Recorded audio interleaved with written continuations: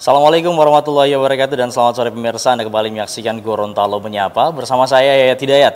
Dan seperti biasa selama 1 jam ke depan kami akan membahas topik yang tentunya menarik untuk Anda simak. Di mana kali ini kita akan membahas berkaitan dengan penanganan kawasan pemukiman. Dan langsung saja saya perkenalkan narasumber kita yang sudah hadir sore hari ini.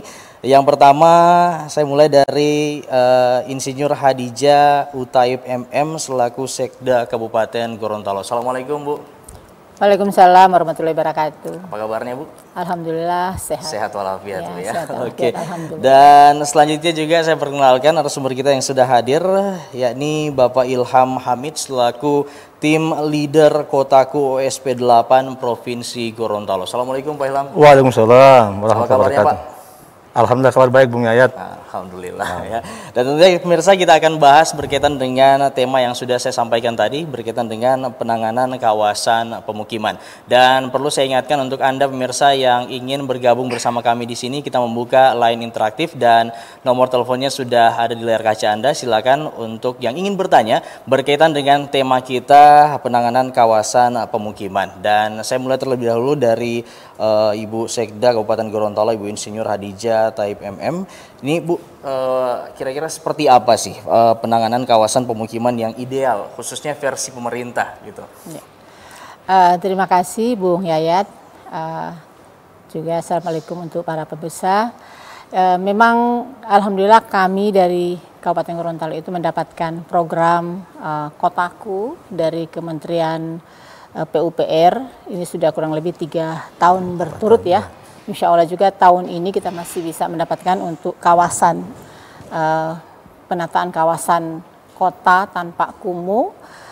Dan alhamdulillah ini dampaknya sangat luar biasa, bagus sekali untuk penataan satu kota. Dan yang paling penting di sini adalah bagaimana kita menciptakan kesehatan atau penyehatan masyarakat karena lingkungannya sehat. Dan memang satu hal yang tidak bisa kita pungkiri bahwa dengan majunya suatu kota itu pasti akan terjadi urban, perpindahan masyarakat dari desa ke kota karena memang majunya suatu kota pasti akan diikuti dengan perkembangan dunia industri, usaha lainnya, dan ini butuh tenaga kerja. Nah, di sisi lain bahwa kita juga harus bagaimana mereka hidup di kota itu dengan yang layak. Nah, oleh sebab itu pemerintah daerah dan juga bukan cuma tugas dari Kementerian PUPR, tapi juga tugas pemerintah daerah untuk sama-sama kita bagaimana menciptakan lingkungan itu sehat dan layak dihuni oleh masyarakat. Nah, alhamdulillah ini kita mendapatkan program dari Kementerian PUPR Kotaku yang saat ini mungkin masih pada 2 kecamatan untuk Kecamatan Telaga dan Kecamatan Limboto sebagai pusat ibu kota, dan kami berharap itu bukan cuma 2 kecamatan tapi insya Allah mungkin ke depan bisa berkembang ke Kecamatan Tibawa ya. Karena Tibawa itu merupakan satu pusat pertumbuhan ekonomi yang sangat luar biasa karena di sana ada bandara, sudah ada korem dan juga banyak lagi bangunan-bangunan pemerintah maupun swasta di sana, sehingga perkembangannya sangat pesat saat ini, sehingga perlu ada penanganan kota tanpa kumuh. Dan itu kalau karena kami memang senantiasa melihat, memantau, mengevaluasi kegiatan-kegiatan daripada Kotaku ini, dan itu sangat luar biasa. Yang tadinya mungkin lokasinya sangat kumuh, becek, tidak sehat, anak-anaknya juga tidak sehat bermain. Alhamdulillah dengan penataan kota tanpa kumuh ini minimal jalan mereka sudah bagus, tidak becek lagi. Pembuangan terutama limbah yang tadinya berserakan kotoran di belakang rumah sekarang alhamdulillah tertata, malah ada di desa di Telaga itu di atas septic tank malah mereka buat tempat sholat sekarang karena memang bersih luar biasa, tidak ada bau, bersih lokasinya, tapi di bawah itu adalah septic tank untuk pembuangan dari beberapa rumah tangga yang ada di sekitar untuk pembuangan air limbah. Jadi ini merupakan suatu gambaran bahwa ini yang kami hayal-hayalkan untuk kehidupan masyarakat yang sehat, jadi seperti itu. Tetapi tentunya karena ini kan terbatas ya, jadi memang tugas kami juga untuk menghimbau melalui juga dinas teknis terkait, karena ini juga tidak bisa hanya dilakukan oleh dinas, tetapi mungkin keterlibatan beberapa OPD seperti dinas kesehatan, lingkungan hidup, PU-an, menata lokasi ini. Di samping juga memang ada anggaran dari PUPR Juga kami pemerintah daerah melalui anggaran OPD-OPD terkait itu kami mengalokasikan untuk penataan sanitasi lingkungan dan juga oleh dana desa juga kami menghimbau untuk melakukan sanitasi lingkungan pada dana desa yang ada. Jadi penanganan lingkungan ini bukan saja oleh pemerintah tapi mungkin bersama-sama masyarakat. Dan patut kami syukuri bahwa untuk program dari Kementerian PUPR ini Kota Tanpa Kumuh ini memang itu bukan di pihak ketiga kan, tapi diswakelolakan. Masyarakat yang kerjakan. Ini sangat luar biasa. Sehingga kalau kita melihat bahwa hasilnya itu maksimal, karena memang di sana tidak ada pajak, di sana menyerap tenaga kerja di sekitarnya. Kemudian yang berikut lagi, karena mereka yang menikmati, makanya mereka buat sebaik-baiknya. Itu kami lihat kualitas daripada jalan-jalan rabat beton itu bagus sekali. Kualitas daripada septic tank itu luar biasa, bagus sekali. Penanganannya juga rapi. Artinya rasa memilikinya juga itu ada. Karena mereka bekerja karena ini untuk kami gitu. Kita nikmati sehingga kualitasnya memang bagus. Dan juga alhamdulillah dari Pokja senantiasa berkoordinasi dengan pemerintah daerah, dan bupati, dengan kami sebagai ketua Pokja untuk beberapa kegiatan-kegiatan yang mereka mau lakukan di Kabupaten Gorontalo. Sehingga alhamdulillah kalau kami menilai bahwa hasilnya sangat luar biasa bagus, dan kami juga berharap karena sekarang yang lalu kan spot-spot tertentu misalnya hanya kawasan beberapa puluh rumah ya. Sekarang alhamdulillah tahun 2020 ini memang polanya sudah berubah, itu namanya kawasan Kota Tanpa Kumuh. Jadi alhamdulillah kita ada satu desa kelurahan Hunggal 2 yang akan diambil satu kawasan pertama yang akan dilakukan ini, itu Hunggal 2 yang kurang lebih 21 hektar. Nah, itu akan ditangani secara menyeluruh dan insya Allah ini akan terjadi insya Allah, karena sekarang baru dalam tahap perencanaan. Baru awal-awal dan mudah-mudahan ini akan terjadi, dan karena itu Hunggal 2 itu masih masuk dalam pusat kota. Nah, sehingga insya Allah kalau demikian begini kita sama-sama juga bisa saksikan di layar kita kaca. Bisa lihat ini antara lain contoh-contoh daripada penataan kota Tanpa Kumuh ini yang alhamdulillah sangat dinikmati oleh masyarakat, dan mereka memang memiliki sehingga mereka bekerja karena mereka memiliki sehingga kualitasnya bagus. Jadi memang dilibatkan adalah masyarakat yang ada di sekitar mereka yang merencanakan, mereka mengerjakan. Mereka yang merencanakan, bahkan mereka yang memelihara. Memelihara jadi seperti itu. Jadi memang hasilnya bagus. Pak Bupati juga sangat mengakui. Pak Bupati sangat mengakui hasil-hasilnya memang luar biasa. Tapi saya mungkin baru beberapa gitu ya. Mudah-mudahan masih berkelanjutan. Baik. Nah, saya ke Pak Ilham dulu berkaitan dengan penanganan kawasan pemukiman ini, Pak Ilham. Ini kan sudah, kalau boleh tahu sudah berapa lama untuk di sini hampir 4 tahun. Kalau kotaku 4 tahun kurang lebih.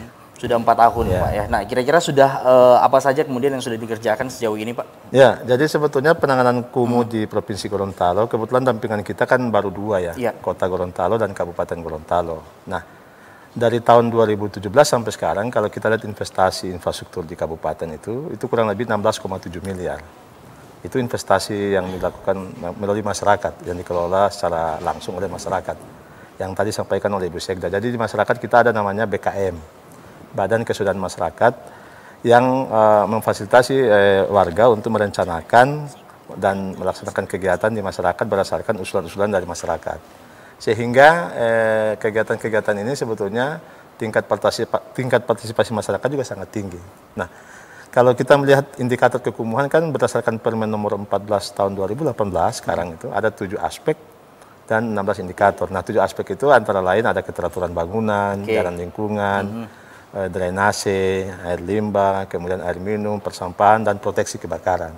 Nah, cuma kalau kotaku itu menangani yang belum bisa ditangani itu poin pertama dan ketujuh, keteraturan bangunan dan proteksi kebakaran. Nah, tapi alhamdulillah kita punya BSPS. Kayak di kabupaten kan Busek ya banyak sekali lokasi yang dapat BSPS itu justru di lokasi kumuh. Nah, itu membantu kita menata rumahnya. Misalnya waktu kunjungan Pak Wamen di Bonghulawa, itu di lokasi itu ada rumah BSPS yang ditata. Jadi memang kita berkolaborasi dalam penanganan kumuh di Provinsi Gorontalo, khususnya di Kabupaten Gorontalo. Baik. Dan pemirsa, kita masih akan lanjutkan lagi berkaitan dengan tema kita hari ini, penanganan kawasan pemukiman. Namun sebelum itu kita ikuti dulu pesan-pesan berikut ini.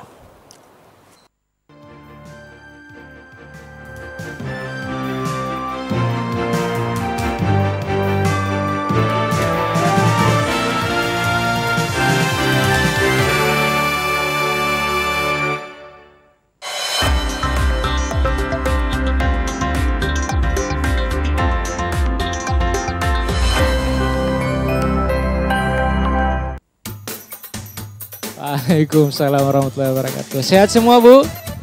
Alhamdulillah. Mengharap ridhamu? Nah ini Ustadz, Semangat fenomena yang terjadi di luar Ustadz. sana Ustadz. Kita melihat ada hubungan laki-laki dan wanita, entah mereka sudah memiliki pasangan. Nah, sekarang kita bisanya lewat apa? Nah kan kita bisa lewat lisan dengan cara menasehati orang. Seorang istri yang membantu keuangan suami itu, dia sedang bersedekah untuk suaminya. Anak soleh berakhlak mulia. Teman yang ada di rumah, coba sama-sama dengan Kak Ruslan baca.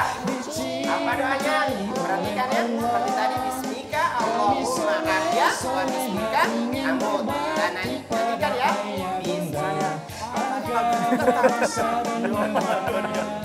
Tidak boleh ditakuti. Apa yang menarik? Pas lagi lewat hubungan ini. Orangnya harum.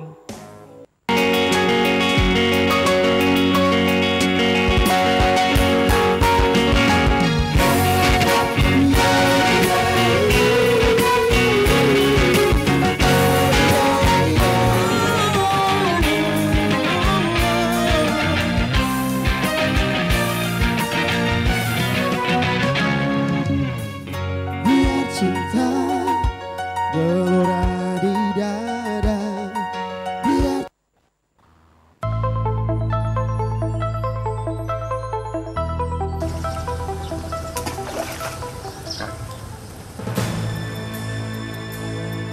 Woi! Ya, dia tahu itu tidak mau dapat apa ikan. Olati. Tuh. Hei, siapa? Siapa ini? Hei. Ada apa ini? Ente tidak tahu anak ini panas matahari? Ada pancing tidak mau dapat apa ikan di sini. Asal nggak tahu kesana baru nggak ada apa ini? Ada apa ini? Ada apa ini? Ada apa ini? Ada apa ini? Tiga tahun keinati ya. Ada apa ini? Uti. Oh Dika, saya ini ada pancing. Baru dapat olati, pancing saya emosi. Cuma masalah kecil Uti. Yang perlu kita selamatkan ini danau. Apalagi ini yang muda-muda memegang peranan.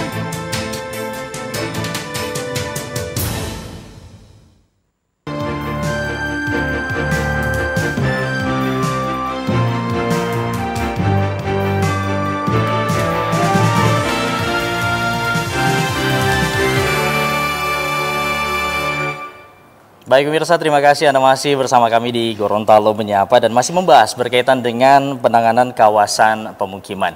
Dan saya perkenalkan untuk narasumber kita yang sudah hadir juga bersama kami, bersama-sama di sini Ibu Sri Nur Maimun Laya STMSI, ini selaku Kabid Prasarana Utilitas Umum Dinas Perkim Kabupaten Gorontalo. Assalamualaikum Bu. Waalaikumsalam warahmatullahi wabarakatuh. Apa kabarnya Bu sore hari ini? Alhamdulillah baik. Baik, Ya. sehat walafiat Bu ya. Alhamdulillah. Oke, dah mungkin tadi kita sudah bincang-bincang dengan Ibu Sekda dan juga Pak Ilham berkaitan dengan penanganan kawasan pemukiman ini. Nah, saya mungkin ke Ibu Sri dulu. Bu Sri, berkaitan dengan ditentukannya daerah Hunggalua, Kelurahan Hunggalua, Iya. Kecamatan Limboto, Kabupaten Gorontalo. Kenapa kemudian memilih daerah Hunggalua ini sendiri? Baik, terima kasih Pak. Memang kawasan Hunggalua ini masuk dalam prioritas untuk dokumen RPKP kita. Jadi kita menyusun dokumen RPKP itu, kawasan Hunggalua itu masuk dalam kawasan prioritas untuk ditangani. Nah, mungkin yang kriteria kedua itu kita luas lahan dari kawasan Hunggalua itu 21 hektar, lebih dari 15 hektar karena kriteria untuk lahan yang harus ditangani untuk skala kawasan itu di atas 15 hektar.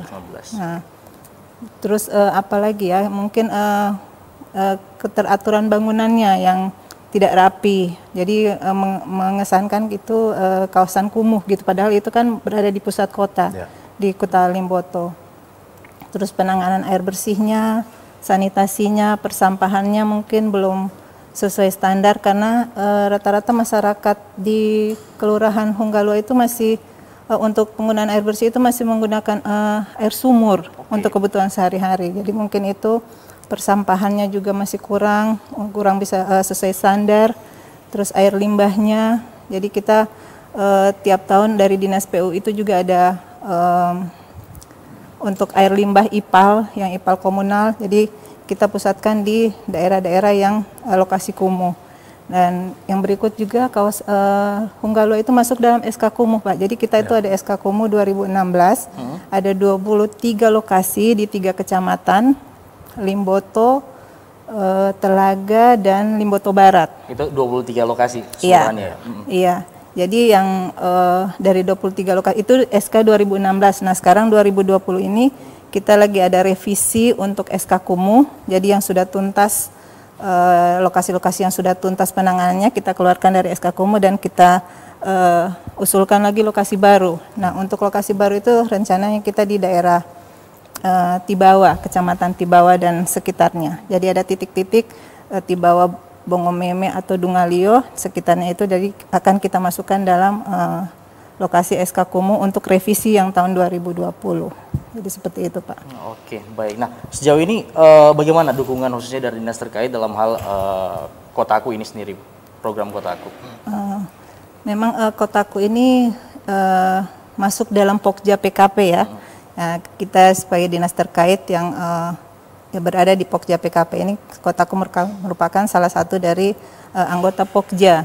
Jadi setiap kita triwulan atau tiap bulan kita akan rapat koordinasi antara Kotaku dan anggota Pokja yang ketua Pokjanya Ibu Sekda. Jadi kemarin juga kita baru rapat koordinasi untuk pengusulan lokasi kumuh yang baru. Jadi dan sekarang juga kita lagi penyusunan RP3KP yang nanti hasilnya itu akan melahirkan lokasi kumuh yang baru dari data-data yang ada di RP3KP. Oke, baik. Nah, saya ke Ibu Sekda, namun sebelum itu kita ke line telepon dulu. Halo, Assalamualaikum. Halo, Assalamualaikum. Assalamualaikum. Halo. Halo. Ya, silakan. Dengan Pak siapa di mana, Pak? Halo. Ya, halo. Dengan Pak siapa di mana, Pak? Ya, dengan Pak Yadi, Pak. Dengan Pak siapa? Pak Yadi, saya langsung saja Pak ya. Oke, silakan. Ya, tadi Ibu Sekda sudah mengatakan bagaimana upaya pemerintah Kabupaten Gorontalo untuk menata sejumlah wilayah kelurahan di Kabupaten Gorontalo agar menjadi kawasan pemukiman yang ideal, terpenuhi baik dari model bangunannya yang tertata rapi, infrastruktur penunjang, sarana prasarana, dan sebagainya. Ada penyediaan tempat sampah, sanitasi lingkungan yang baik. Yang jadi pertanyaan saya, bagaimana kemudian dengan kondisi perumahan yang memang sudah didesain baik di Kabupaten Gorontalo? Saya ambil contoh, Bu, misalnya di perumahan di wilayah Kecamatan Telaga, Desa Mongolato. Ada di sana sebuah perumahan yang mohon maaf drainase atau saluran air di sana kurang baik, Bu. Berakibat ketika sedikit saja hujan pasti tergenang. Sehari hujan mungkin bisa 2 minggu air tergenang di jalan dalam perumahan. Akibatnya apa? Masyarakat di sana tidak disulit untuk lewat bentor yang biasa mengantar penumpang di dalam. Itu agak sulit untuk masuk, mereka menolak. Kemudian ada beberapa kejadian warga jatuh gara-gara berjalan malam, kemudian penerangan kurang baik, jalan rusak, jatuh di dalam genangan air. Pertanyaan saya, apakah ini juga jadi perhatian dari program penataan pemukiman oleh pemerintah? Tidak hanya kemudian daerah yang coba diupayakan agar tidak kumuh, tapi kemudian pemukiman atau perumahan yang sudah baik desain awalnya, tapi karena kurang diperhatikan oleh pengembang, setelah ditinggali dibiarkan begitu saja, pemerintah mungkin kurang perhatikan, akhirnya kondisi saat sekarang jalan rusak, dan ironisnya masyarakat di situ yang kemudian urunan kumpul uang itu memperbaiki jalan di situ, karena saking mungkin sudah apatis, sudah banyak disuarakan tapi tidak diperhatikan. Itu saja Bu Sekda, terima kasih. Baik. Assalamualaikum warahmatullahi wabarakatuh. Waalaikumsalam warahmatullahi wabarakatuh. Ini kayaknya warga Kabupaten Gorontalo juga ya. Oke, mungkin bisa langsung dijawab mungkin dari Ibu Sekda atau Bu Sri, silakan. Ya, jadi terima kasih Bung Yayat. Ya. Juga dari Pak Zain yang alhamdulillah tadi telah menyampaikan pertanyaan ataupun berupa keluhan. Unek-unek mungkin. Unek-unek, alhamdulillah Pak. Memang untuk penanganan sanitasi, drainase dan lain sebagainya itu memang di samping kotaku ini mungkin itu ada SK Bupati yang menetapkan lokasi kotaku. Tapi toh kalau di luar SK Bupati memang di daerah itu ada dana desa, ada dana kabupaten, ada provinsi dan ada pusat.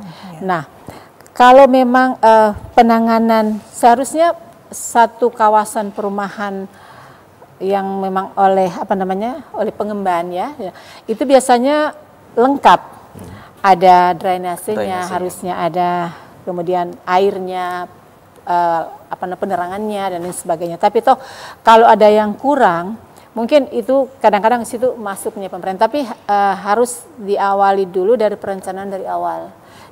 Mungkin dari kita kan Musren Bangdes. Kalau memang tidak termasuk di dalam program desa yang ditangani oleh program kotaku, maka kita programkan secara berjenjang melalui perencanaan program pemerintah daerah. Itu ada Musren Bangdes. Apakah ini bisa kita tangani dengan dana desa kalau dia skala-skala kecil. Kalau tidak mungkin kita tangani tingkat kabupaten. Karena Musrenbang secara berjenjang itu akan memilah program yang penting yang ditangani secara berjenjang pula. Dan kami juga ini karena keluhan ya, jadi mungkin bisa memberikan usulan kalau itu ada usulan ke pemerintah daerah ataupun melalui Musrenbang, melalui Musambdes, kecamatan, kabupaten dan seterusnya. Nah, disitulah akan dipilih kalau memang ini merupakan satu prioritas, maka tentunya akan ditangani oleh pemerintah daerah.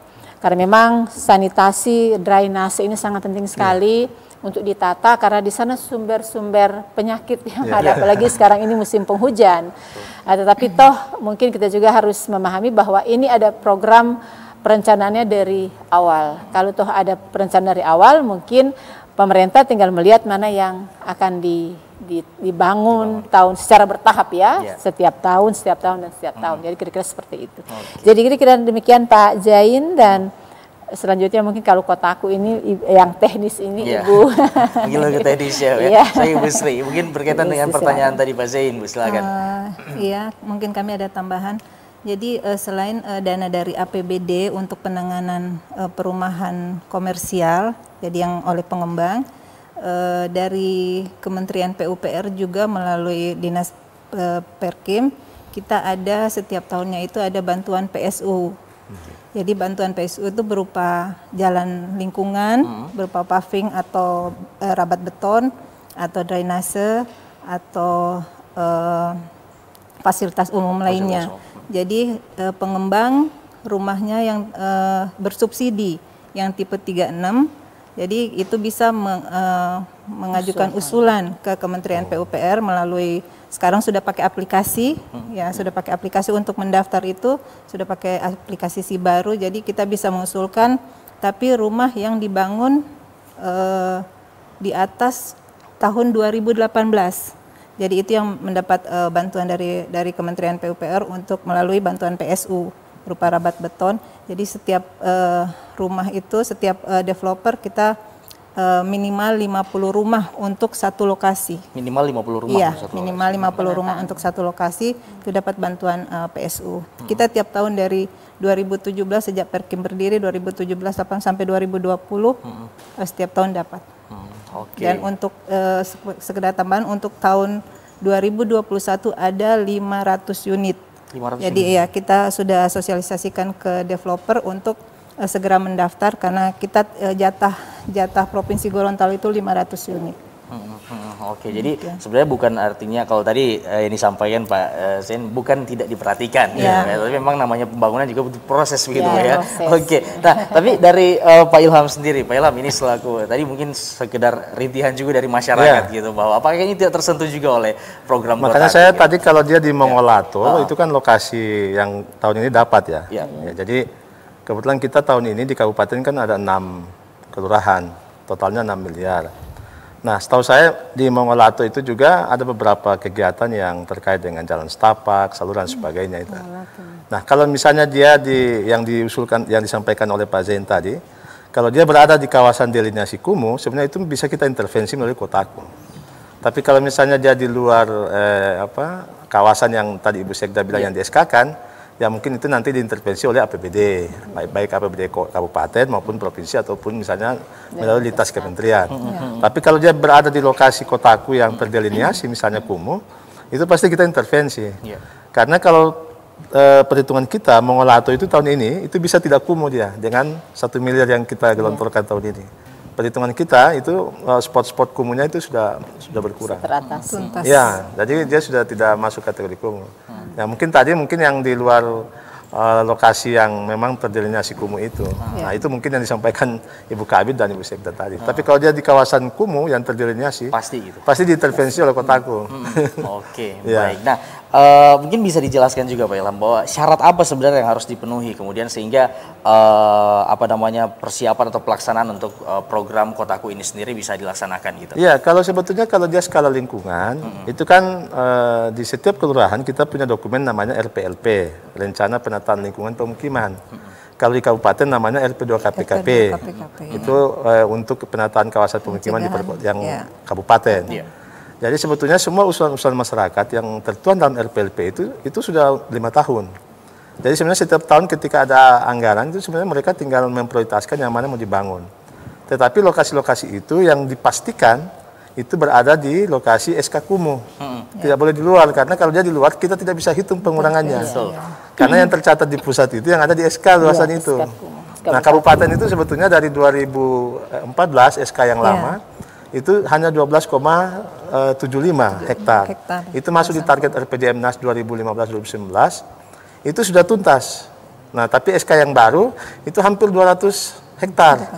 Nah, sehingga kemarin itu setelah kita hitung lagi, memang kita masih berhutang itu. Jadi capaian kita masih sekitar 34%. Sehingga memang di 2020-2021 di kabupaten juga masih ada lokasi-lokasi kumuh yang ditangani. Tapi kalau target nasional yang RPJM 2015-19 yang totalnya 38.431 itu 12,7 di kabupaten itu sudah tuntas. Oke. Nah, bagaimana SK baru ini tambah. Oke. Nah, Pak, bagaimana dengan kawasan perumahan, Pak? Ya mungkin nanti dari Perkim karena itu terkait dengan kewenangan di perumahan gitu ya. Silakan Bu. Iya, memang seperti itu Pak. Jadi kalau untuk perumahan, penanganan perumahan itu, nah dari saya lanjut yang tadi. Jadi dari bantuan PSU yang Kementerian PUPR berikan melalui Dinas Perkim, kita juga APBD ada intervensi, tapi setelah aset hibah dari Kementerian PUPR ke Pemda kita terima, jadi kita ada intervensi untuk APBD untuk jalan lingkungan, drainase dan lain sebagainya, fasilitas umum yang ada di perumahan. Kita ada intervensi itu karena di Perkim juga ada link kegiatan untuk perumahan tersebut. Jadi kita di samping dari APBN, kita juga APBD tiap tahunnya ada intervensi untuk jalan lingkungan perumahan dan fasilitas umum lainnya. Gitu Pak. Oke, baik. Nah saya ke Ibu Sekda dulu. Bu, ini kalau dari program Kotaku sendiri, apakah memang ada sinkronisasi dengan visi misi sebenarnya khususnya dari Kabupaten Gorontalo sendiri, Bu? Iya. Jadi kalau kita melihat bahwa memang ini sudah sejalan dengan visi misi pemerintah Kabupaten Gorontalo, karena memang visi misi kita itu intinya adalah bagaimana menjadikan Kabupaten Gorontalo itu gemilang. Kalau gemilang itu kan berarti baik ya, terbaik katakanlah seperti itu. Gemilang artinya yang terbaik. Makanya kita berharap atau harapan hayalan kita ke depan, harapan kita ke depan itu adalah Gorontalo menjadikan Gorontalo Kabupaten Gorontalo itu yang terbaik seperti itu dari segi tentunya lingkungannya, dari segi sanitasinya, dari segi pendidikannya, dan semua pembangunan itu kita berharap gemilang atau lebih baik. Nah, jadi kalau kita melihat program Kotaku ini atau Kota Tanpa Kumuh ini sudah sangat sejalan, sudah sangat, dan ini bukan cuma dari PUPR tapi ini sudah lintas sektor. Di sana mungkin berperannya kesehatan, berperannya di lingkungan hidup, KPU-an, perumahan, dan lain-lain. Jadi ini ada satu sudah lintas sektor yang menangani program untuk sehingga memang kalau kita melihat bahwa program Kotaku ini atau Kota Tanpa Kumuh ini memang sudah sangat sejalan dengan visi misi daripada pemerintah daerah ke depan. Dan kita berharap Kota Tanpa Kumuh ini memang itu insya Allah akan masih berkelanjutan masih bisa tahun depan bisa dapat. Mudah-mudahan kalau memang ini tuntas untuk Hunggalua ini memang sangat luar biasa karena ini berada di pusat kota yang notabene merupakan ikon dari pemerintah Kabupaten Gorontalo, sehingga kalau ini tertata dengan baik memang sangat luar biasa. Mungkin setelah Hunggalua mungkin boleh Huanga lagi, mungkin Kaibulan lagi, karena itu merupakan pusat kota yang merupakan ikon dan kebanggaan daripada masyarakat Kabupaten Gorontalo. Sehingga memang itu penting sekali. Memang satu kota itu bisa menarik apabila dia ada keindahan, dan keindahan itu apabila ditata dengan baik. Memang sih kita membangun tapi memang belum komprehensif belum menyeluruh. Nah, kalau program Kotaku ini menyeluruh, jalannya, drainasenya, airnya, jadi pembuangannya bagaimana, sehingga kalau oleh OPD kan hanya parsial tugas tupoksinya saja. Kalau KPU-an mungkin jalan saja, kemudian kalau jadi seperti kalau lingkungan mungkin, sehingga tidak, alhamdulillah ini dengan Kotaku programnya ini sudah satu kawasan yang secara menyeluruh, jadi sangat luar biasa. Tentunya kami sangat respon dan kita berharap bukan cuma Hunggalua tapi ke depan ada lagi daerah-daerah bisa Tibawa, bisa diperluas ke Tibawa, karena Tibawa itu merupakan kota perkembangan baru, ekonominya bergeliat begitu cepat karena memang di sana ada bandara dan juga sudah ada Korem. Dan juga sudah beberapa bangunan pemerintah dan swasta yang ada di sana, sehingga itu perlu kita bangun sejak awal. Kalau memang jadi kota baru mau tata susah, karena tadi itu kalau rumahnya tidak beraturan susah kita tata, tapi kalau dari awal kita sudah tata dengan baik maka tidak akan sulit ke depan, tinggal memoles dan lain sebagainya. Jadi mudah-mudahan program Kotaku ini juga akan masuk mungkin bukan cuma di Limboto dan bisa baru Telaga Limboto, sekarang mungkin bisa meluas ke Tibawa. Jadi seperti itu, sehingga memang ada satu kesatuan yang berkesinambungan dari Limboto, Atibawa, Limboto, Telaga itu kan satu, dan itu mudah-mudahan itu bisa menjalar bisa untuk ikuti oleh desa kelurahan lainnya. Baik, baik. Nah, saya ke Ibu Sri. Ini Bu Sri, kalau persiapannya ini sudah sejauh mana untuk khususnya untuk Hunggalua? Sekarang itu masih dalam tahap kita kemarin sudah monitoring ke lokasi, jadi tahap persiapan untuk lokasi kegiatan. Jadi masih dalam tahap itu. Masih penyusunan dokumen perencanaan. Nanti insya Allah 2021 juga kita ada anggaran untuk dokumen DED untuk kawasan Hunggalua. Oke, jadi persiapannya sampai dengan saat ini sejauh itu kita DED dulu 2021. Oke, baik. Nah, kita masih akan lanjutkan lagi pemirsa berkaitan dengan tema kita hari ini, penanganan kawasan pemukiman. Namun sebelum itu kita ikuti dulu pesan-pesan berikut ini.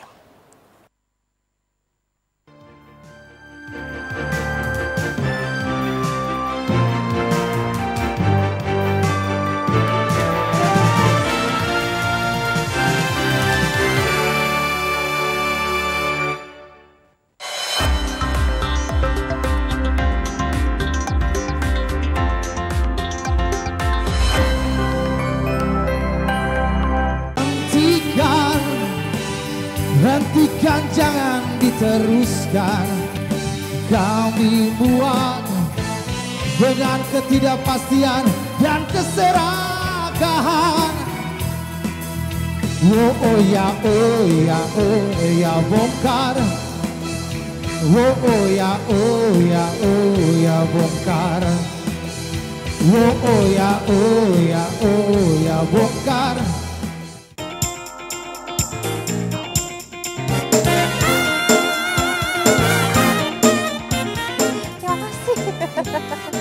semangat untuk menemani kami ya di The Harmony ya. Bener nggak sih dari bikin darting Ibu? Jadi yang bikin darting itu kan tingkat kesabaran manusia ya. Padahal kan semua tuh Ibu kalau ngajar kan pasti murid-muridnya banyak ya. Lagi sementara Harmony.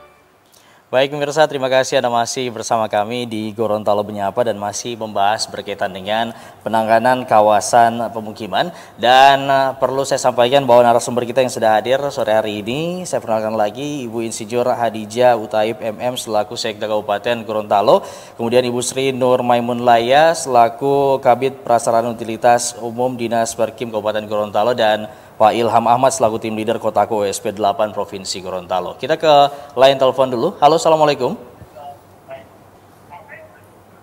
Halo, assalamualaikum. Halo. Halo, assalamualaikum. Halo. Ya, halo. Silakan Pak. Dengan Pak siapa di mana Pak? Ya, silakan Pak. Dengan Pak siapa di mana? Halo. Ya, halo. Sudah tersambung Pak. Halo. Assalamualaikum. Waalaikumsalam warahmatullahi wabarakatuh. Assalamualaikum warahmatullahi wabarakatuh. Waalaikumsalam. Silakan Pak. Ya, kami Pak Abbas Talib dari Kecamatan Telaga Pak. Ya, Kecamatan. Silakan Pak. Untuk Bapak dan Ibu narasumber yang ada di TPRI Gorontalo, yang kami ingin tanyakan adalah untuk Ibu Sekda,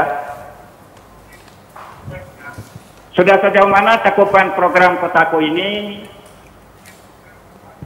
dapat menangani kawasan permukiman yang ada di Kabupaten Gorontalo, baik itu di Kecamatan Telaga maupun di Kecamatan Limboto. Oke. Kemudian yang kedua untuk tim leader, Pak Ilham apakah ya? masih bisa memungkinkan buat desa yang sudah mendapatkan kucuran dana tahun ini, baik di Kecamatan Telaga maupun Kecamatan Limboto, untuk mendapatkan lagi program Kotaku mungkin di sisi lain. Oke, baik. Itu saja Pak. Barangkali demikian dari kami. Oke. Terima kasih. Assalamualaikum warahmatullahi wabarakatuh. Waalaikumsalam warahmatullahi wabarakatuh. Oke, ini saya mulai dari Pak Ilham atau dari Bu Sekda mungkin? Saya persilakan mungkin dari Pak Ilham dulu ya. Silakan, silakan Pak Ilham ya. Yang pertama, sejauh mana pengaruh Kotaku di Kabupaten Gorontalo, khususnya Telaga ya. Jadi sebetulnya yang saya sampaikan di awal bahwa Kotaku ini kan sebetulnya secara prinsip dua yang ingin dicapai. Yang pertama, pengurangan luasan kumuh. Yang kedua, merubah wajah kawasan atau wajah lingkungan. Nah, sebetulnya yang disampaikan Ibu Sekda tadi, jadi bagaimana menata pemukiman supaya lebih indah, lebih rapi. Saya sering mengistilahkan signal itu penting, tapi casing juga perlu. Nah, dalam menata kawasan ya. Ya, jadi kadang-kadang kita bangun jalan ini, kita bangun saluran sebagainya, tapi kita lupa menata kawasannya. Nah, Kotaku sebetulnya dia hanya membangun infrastruktur dasar, tapi yang melakukan beautifikasi, ornamen-ornamen untuk mempercantik, itu memang dukungan dari pemerintah daerah melalui OPD-OPD yang disampaikan Ibu Sekda tadi. Nah, kita punya forum Pokja PKP, di situ kan lintas OPD, sehingga ada kegiatan-kegiatan mereka, misalnya dari Dinas Kesehatan, Lingkungan Hidup. Nah, di Gorontalo, di Kabupaten Gorontalo ini, alhamdulillah dari OPD ini sangat mendukung. Misalnya yang beberapa kelurahan yang melakukan penanaman pohon itu didukung penuh oleh dinas BLH. Iya. Dan itu sekarang kayak di Bonghulawa, di Kayu Bulan itu banyak sekali tanaman-tanaman yang ya itu bukan dari kotaku, itu dari pemerintah daerah melalui dinas terkait. Nah, itu sebetulnya yang kita sebut dengan beautifikasi lokasi-lokasi itu supaya terlihat lebih indah, lebih cantik begitu kan. Nah, kemudian menurunnya luasan kumuh. Nah, secara target nasional di 2015-19 Gorontalo itu di kabupaten terpenuhi dari 12,75 itu. Karena kita waktu itu hanya sekitar 6 kelurahan. Kan total sekarang sekitar 15 kelurahan yang sudah kita intervensi. Nah, pertanyaannya tadi, apakah tahun depan masih bisa? Ya, lokasi ini kan sifatnya given dari pusat. Nah, jadi kalau SK-nya sudah keluar, kita akan menyampaikan ke pusat, nanti pusat yang melihat kalau ada potensi-potensi untuk penanganan, maka dia akan keluar. Itu satu. Yang kedua, memang anggaran kita kan terbatas, sehingga akan diprioritaskan bagi lokasi yang tingkat kumuhnya tinggi. Nah, kalau misalnya kumuhnya itu sudah di atas 10, sampai 20, nah itu biasanya jadi perhatian. Makanya kayak Unggalua ini kan kita usulkan karena dia 21 hektar. Jadi kalau yang lain-lain itu mungkin penanganannya lintas sektor. Mungkin itu. Baik, baik. Nah, kita masih akan lanjutkan juga dengan jawaban dari Ibu Sekda, namun kita ikuti line telepon. Halo. Halo. Halo, Assalamualaikum. Assalamualaikum. Waalaikumsalam warahmatullahi wabarakatuh. Dengan Pak siapa di mana, Pak? Terima kasih dari Pak Suhartondea. Dari mana, Pak? Suhartondea, BKN Pilar, Kelurahan Dutulana. Oke, Kelurahan Dutulana. Silakan, Pak. Ya, terima kasih. Pertama-tama, terima kasih kepada Ibu Sekda karena SK Bupati nomor 16 2016, maka Kelurahan Dutulana tahun ini di situasi pandemi, alhamdulillah dapat bantuan pemberdayaan dari pemerintah. Baik. Oleh karenanya pada kesempatan ini mohon izin Ibu Sekda dan Pak TL PNID sebagaimana yang diharapkan terjadinya sinkronisasi pemberdayaan antara pemerintah pusat dengan pemerintah daerah. Mohon maaf Ibu Sekda, selama ini Badan Keswadayaan Masyarakat yang ada di 2 kecamatan ini nanti ada program dari pusat, maka badan keswadayaan yang ada terberdaya. Oleh karenanya terkait sinkronisasi, mohon izin ke depan kira-kira apa ada kiat-kiat pemerintah daerah sebagai bentuk perhatian daripada pemerintah daerah kepada badan keswadayaan masyarakat yang setiap tahun dapat alokasi dana ini dapat diberdayakan juga oleh pemerintah daerah dalam hal kegiatan-kegiatan kayak padat karya. Yang kedua Ibu Sekda, tentang penanganan kawasan. Alhamdulillah dengan badan keswadayaan yang ada ini, kami selalu menjadi pusat daripada keluhan masyarakat terhadap penanganan kawasan.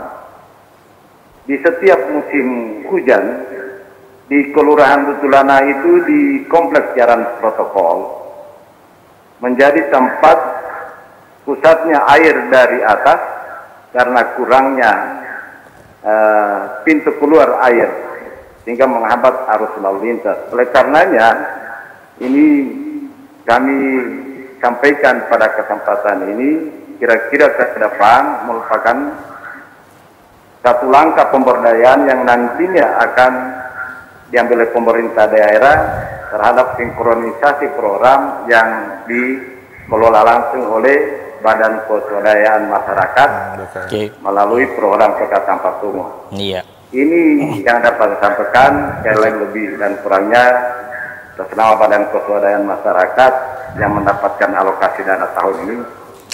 Itu saja Pak. Terima kasih. Terima kasih. Assalamualaikum warahmatullahi wabarakatuh. Waalaikumsalam warahmatullahi wabarakatuh. Saya langsung ke Ibu Sekda saja, mungkin silakan Bu. Ada 2 pertanyaan tadi yang akan dijawab. Ya, jadi terima kasih dari Pak Ahmad Taib juga yang ada di Telaga, Kecamatan Telaga. Ya. Bagaimanakah tentang penanganan Kota Tanpa Kumuh ini di Kecamatan Telaga, dan memang kalau kami melihat, mengevaluasi hasil daripada Kota Tanpa Kumuh ini sangat luar biasa. Dimana contohnya saja itu di Bulila, di belakang masjid besar itu kan banyak sekali pemukiman yang awalnya karena rumahnya sudah sangat bersusun, maka pembuangannya sangat mengganggu masyarakat sekitarnya karena memang rumahnya sudah, karena itu padat penduduk dan itu dekat pusat kota Telaga, sehingga masyarakatnya di situ rumah-rumahnya itu sangat berdekatan dan sudah menumpuk, dan itu yang sulit mereka itu adalah tentang pembuangan limbah air rumah tangga limbah rumah tangga. Nah, dengan adanya Kotaku ini itu alhamdulillah tidak ada lagi bau-bauan, tidak ada lagi yang becek, tidak ada lagi yang kelihatan kumuh dan lain sebagainya, sudah tertata rapi, mulai dari jalan setapaknya yang dibuat pistonnya pada saat itu, kemudian ditangani dengan pembuangan komunal yang jadi tempat itu yang tadinya kumuh, becek, itu jadi tempat rekreasi anak-anak muda sekitar, jadi tempat rekreasi, tempat mereka santai-santai. Jadi ini suatu hal yang sangat luar biasa, dan bukan cuma di situ, ada juga di Pulau Hayanga yang saya katakan tadi, di atas septic tank itu mereka buat sementara untuk tempat sholat. Karena memang bersih, atas itu sangat bersih sekali. Jadi seperti itu juga lingkungannya yang tadinya ada bau, sekarang dengan adanya penanganan Kotaku ini tidak ada lagi bau-bauan yang ada, becek tidak ada, rapi tertatanya dan sebagainya. Dan ini bukti bahwa penanganan kota tanpa kumuh ini sangat luar biasa, sangat mempengaruhi kehidupan masyarakat, terutama tingkat kesehatan mereka. Yang berikut untuk Pak Soeharto. Dea, ini ada di Dutulanaa. Kebetulan Dutulanaa-nya alhamdulillah mendapatkan program Kotaku untuk tahun ini. Nah, Kotaku ini Pak Soeharto memang awalnya pengerjaannya, mulai perencanaannya, pengerjaannya itu memang secara swadaya dan dimusyawarahkan. Dan ini tidak di pihak ketiga kan, sehingga kalau toh memang BPM mau memberdayakan di situ anggotanya bisa silakan aja untuk berkomunikasi dengan para petugas dan sebagainya untuk bisa melakukan kegiatan-kegiatan yang termasuk dalam program Kotaku, dan itu harapan dari pemerintah daerah bisa memberdayakan masyarakat. Dan memang kami juga sangat berterima kasih bahwa alhamdulillah di tengah pandemi saat ini kita mendapatkan 6 miliar untuk 6 kota, desa dan kelurahan. Ini ada Hunggalua, Belihuanga, Dutulanaa, Hutuo, Dulohupa dan Mongolato. Ini 6 desa kelurahan yang alhamdulillah mendapat kecil 1 miliar. Dan ini penanganannya itu memang musyawarah masyarakat. Mulai dari apa yang mau dibikin, bagaimana penanganannya, kemudian siapa yang bekerja dan lain sebagainya. Pemerintah tinggal mengawasi, memberikan arahan, memberikan petunjuk, dan tentunya mengikuti mereka. Tapi yang bekerja, merencanakan, bekerja semua adalah mereka. Sehingga hasilnya memang sangat luar biasa. Kami juga pada bulan lalu itu meninjau beberapa lokasi sambil kami sepeda. Itu kami meninjau beberapa lokasi yang dibuat oleh program Kotaku ini. Sangat luar biasa, hasilnya sangat memuaskan, di samping kualitasnya bagus, juga penataannya bagus, karena memang itu dari mereka untuk mereka, dan pemerintah yang menyiapkan anggarannya. Jadi mereka yang merencanakan, mereka yang mengerjakan, mereka yang terima upahnya, uangnya dari pemerintah. Sehingga memang alhamdulillah kalau mungkin kita kerjakan dengan proyek kan itu diproyekkan kan pasti ada PPH-nya, PPN-nya, ada macam-macam keuntungan pihak ketiga dan sebagainya. Tapi ini kan tidak. Sehingga memang murni untuk mereka, dan kualitasnya juga mereka yang miliki. Jadi kalau mereka buat asal-asalan otomatis hasilnya juga jelek, mereka yang nikmati. Nah, alhamdulillah. Bahkan kadang volumenya juga lebih karena itu tidak ada pajak dan sebagainya. Jadi ini kira-kira sehingga untuk Pak Soeharto ini mungkin bagaimana bisa menggerakkan, karena memang semua sekarang perencanaan dari desa. Toh kalau ada jalan yang dikeluhkan ini, kalau jalan utama memang ada jalan provinsi, ada jalan nasional, ada jalan kabupaten. Kalau memang dia drainase, diikuti juga dengan drainase. Lihat dulu jalannya, kalau jalan apa mungkin dituangkan di dalam perencanaan musrenbang dari awal, dari desa. Kita posting kalau memang dia jalannya jalan nasional, mungkin kita usulkan secara nasional untuk perbaikan. Itu tiap tahun kita ada dana di apa namanya di PU untuk bisa penanganan untuk itu, sehingga kita lihat dulu dari kalau memang cuma jalan desa tentunya anggaran dana desa bisa, tapi kalau dana kabupaten ya sudah kita anggarkan oleh kabupaten, usulkan saja, insya Allah tentunya karena ini kan berproses ya, yang penting sudah mengusul. Kalau memang itu dianggap penting sekali untuk kepentingan masyarakat banyak, terutama kesehatan masyarakat, tentunya pemerintah daerah akan memprioritaskan untuk itu. Karena memang dari sekian banyak prioritas, mungkin pemerintah daerah memilih mana yang paling urgent dilakukan setiap tahunnya. Karena ini kan makanya ini programnya berkesinambungan, berkelanjutan. Jadi kalau tidak sempat tahun ini, mungkin tahun mana yang paling penting tahun ini yang sudah parah ini dulu, mana yang nanti mungkin. Jadi seperti itu. Jadi makanya insya Allah kalau memang toh itu ini kita lihat lagi, diusulkan saja, kalau dia posnya di mana kita sesuaikan. Kalau memang itu sangat urgent sekali, maka insya Allah pemerintah akan melakukan untuk itu. Karena memang semuanya berproses, tidak harus segera. Intinya di sini tidak ada pilih kasih gitu Bu ya. Tidak ada. Tetap ya, bagi kami sesuai dengan kajian mana yang paling prioritas dari semua prioritas. Karena memang keinginan kita sih semua, semua kita mau, tapi kan keterbatasan anggaran ya. Pemerintah daerah juga sangat terbatas anggarannya, juga pemerintah provinsi, juga pusat, apalagi sekarang ada COVID dan sebagainya, sehingga ya memang kita harus apa namanya banyak bersabar untuk ini. Karena memang tahun ini kita banyak program kita dipending, baik daerah, provinsi, secara nasional juga. Secara keseluruhan juga. Ya, keseluruhan. Sehingga ya tahun depan kita pasti mungkin mendorong lagi yang tahun ini tidak sempat kita kerjakan tahun depan. Sehingga mungkin pengertian dari masyarakat untuk kita sama-sama bagaimana. Karena memang penanganan pembangunan ini bukan saja oleh pemerintah, tapi kita bersama-sama masyarakat, pemerintah, dunia usaha, kita saling bahu-membahu untuk bisa membangun daerah. Kira-kira demikian. Baik. Nah, saya ke Ibu Sri juga, Bu, merespon juga apa yang ditanyakan tadi berkaitan dua pertanyaan tadi ya. Mungkin ada yang ditambahkan juga dari Ibu Sri bahwa mungkin sampai dengan saat ini ada sebenarnya tempat-tempat yang kemudian kawasan yang belum katakanlah mungkin belum terjamah begini ya. Nah, mungkin dari Ibu sendiri bagaimana agar kemudian masyarakat bisa menunggu begitu. Artinya tidak ada yang diprioritaskan di sini. Artinya sesuai dengan mana yang sudah disebutkan tadi Ibu Sekda bahwa sesuai dengan kajian gitu. Silakan Bu Sri. Untuk intervensi dari program Kotaku ini kita memang mengacu di SK Kumuh yang 2016 yang 23 lokasi itu. Jadi di luar dari lokasi yang ada di SK Kumuh kita belum bisa intervensi untuk program Kotaku ya. Tapi untuk APBD kabupaten mungkin untuk perumahan, untuk penanganan untuk drainase, kalau untuk yang skala kecil di Perkim ada. Nah, untuk drainase skala besar mungkin ada di PU.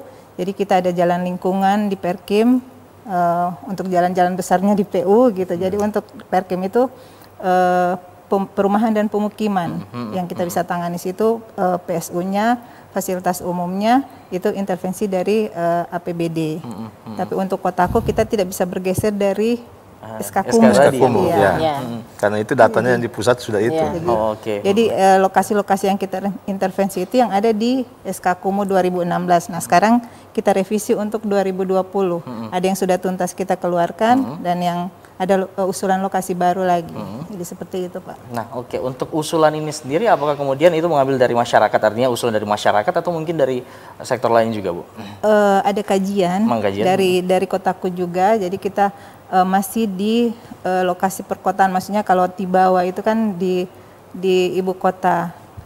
Jadi ada lokasi-lokasi yang berdasarkan kajian tingkat kekumuhannya ya berdasarkan 8 indikator dan 7 kategori tadi. Seperti itu. Baik. Nah, ini kita sudah masuk ke sesi yang terakhir. Saya mungkin dari Pak Ilham mungkin ada yang ingin disampaikan berkaitan dengan penanganan kawasan pemukiman ini, Pak. Silakan singkat saja, Pak. Pertama, Bung Yayat, untuk program Kotaku ini kan di tengah pandemi dia menjadi program padat karya. Sehingga penyerapan tenaga kerja juga cukup signifikan. Untuk kabupaten itu kita 300 lebih. Sebetulnya target pemerintah pusat itu setiap kelurahan hanya 34 orang. Jadi kalau dia 6 itu sekitar 100 lebih ya. Nah, tapi ternyata di lapangan itu kita 300 lebih. Secara provinsi juga kita 662 orang tenaga kerja. Dengan penyerapan HOK-nya itu sekitar 2 miliar lebih ya, untuk upah ya. Gitu. Saya kira ini sangat signifikan. Itu yang pertama. Yang kedua, untuk Kabupaten Gorontalo sendiri memang ada titik-titik pusat kota yang perlu perhatian. Misalnya tadi disampaikan Ibu Sekda, misalnya di bawah. Jadi Telaga, Limboto, Tibawa sebenarnya ini kan kota-kota atraktif ya, dia kota yang sangat dinamis. Pertumbuhannya itu bukan hanya secara alami, tapi juga melalui urban. Jadi orang luar juga banyak berinteraksi. Misalnya yang arah ke bandara itu kan dia kotanya sangat dinamis ya, karena dia menjadi pertemuan di beberapa titik dari luar juga masuk, sehingga perlu ada penanganan kumuh. Nah, di kotaku sendiri kita bukan hanya menangani kawasan kumuh, tapi juga harus melakukan pencegahan. Sehingga lokasi-lokasi yang tidak masuk di SK itu harus dicegah supaya tidak menjadi kumuh. Kemudian yang sudah ditangani sekarang itu harus dipelihara untuk berkelanjutan supaya tidak jadi kumuh lagi. Gitu. Baik, tentunya harus dijaga. Harus dijaga. Jadi yang sudah ditangani itu harus dirawat supaya tidak kumuh. Kemudian lokasi-lokasi yang tidak kumuh dicegah. Nah, pencegahan itu lewat PHBS misalnya, pola hidup bersih dan sehat. Nah, itu menjadi program pemerintah daerah sebetulnya. Jadi aspek pemeliharaan, keberlanjutan itu menjadi hal-hal yang penting pasca program ini. Karena kotaku ini kan tidak selamanya ada di sini. Betul. Jadi perlu ada program-program keberlanjutan dari pemerintah daerah. Mungkin itu yang bisa saya sampaikan. Baik, terima kasih. Dan saya ucapkan terima kasih untuk narasumber yang sudah hadir sore hari ini. Untuk Ibu Sekda, terima kasih Bu. Dari Ibu Nur juga terima kasih. Dan Pak Ilham, terima kasih sudah sama-sama bersama kami di sini. Dan pemirsa, kita akan bertemu lagi di lain kesempatan di Gorontalo Punya Apa. Tetap saksikan TVRI Gorontalo, media pemersatu bangsa. Assalamualaikum warahmatullahi wabarakatuh.